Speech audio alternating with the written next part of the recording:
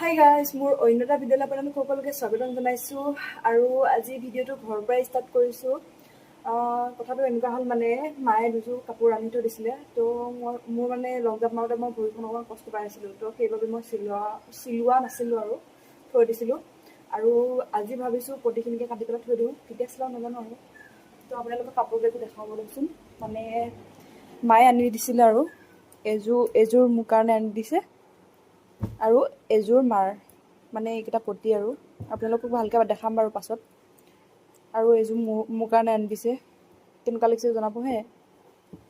তো ইয়াৰ পতিখিনি কাটি পেলাই লগাব লাগিব। আৰু মই বাৰু ব্লাউজ চিলাব নাজানো, বাকী মেখেলা আৰু চাদৰ ধুনীয়াকৈ চিলাব জানো। আপোনালোকে ভিডিঅ'টো শেষলৈকে চাই থাকিব, মই কি কৰোঁ। আজি পতিখিনিয়ে কাটি পেলাই থৈ দিম চাগে। এতিয়া মই লৈছোঁ পতিখিনি কাটিবলৈ। পতিখিনি মানে এই পাত যে আঁচ আছে, এই পাত আঁচৰ মাজে মাজে এনেকৈ সমানকৈ কাটি যাব লাগিব, নহ'লে বা মানে চিলাবলৈ বহুত বেছি অসুবিধা হয়। তো এতিয়া মই কাটি লওঁ ধুনীয়াকৈ, আপোনালোকে চাই দিব হে। এনেকৈ ধুনীয়াকৈ মাজে মাজে এনেকৈ কাটিব লাগিব, নহ'লে মানে অলপমান যদি বেকা বেকি হয় চিলাবলৈ বহুত বেছি অসুবিধা হৈ যায়গৈ। লাহে লাহে কাটিব লাগিব। মই এখন হাতে মানে কাটি আছোঁ যে, তো অকণমান অসুবিধা হয় বাৰু।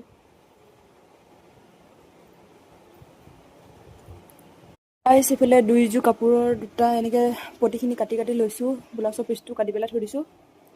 এইফালে দুযোৰ ধুনীয়াকৈ কাটি থৈ দিছোঁ আৰু যেতিয়া সময় পাওঁ তেতিয়া চিলাম আৰু।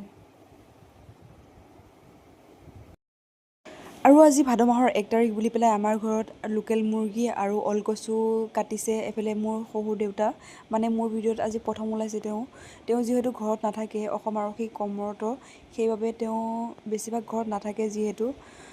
তো এয়া দুইজনে একদম কামত লাগি গৈছে কচু কাটাত, আৰু মই মানে ভিডিঅ' অলপমান কৰি পেলাই থৈ দিলোঁ। মায়ে ধুনীয়াকৈ কচু কাটি আছে, বাকী ঘৰত সকলোৱে আছে, খালি মোৰ মানুহজন নাই। তো তেওঁ আহিব আৰু কালি মানে, তো তেতিয়া খাব। ঘৰত এজনহে নাই, আমি বাকী সকলোৱে আছোঁ। আৰু এইফালে লোকেল মুৰ্গী আনি কিনে থৈ দিছে।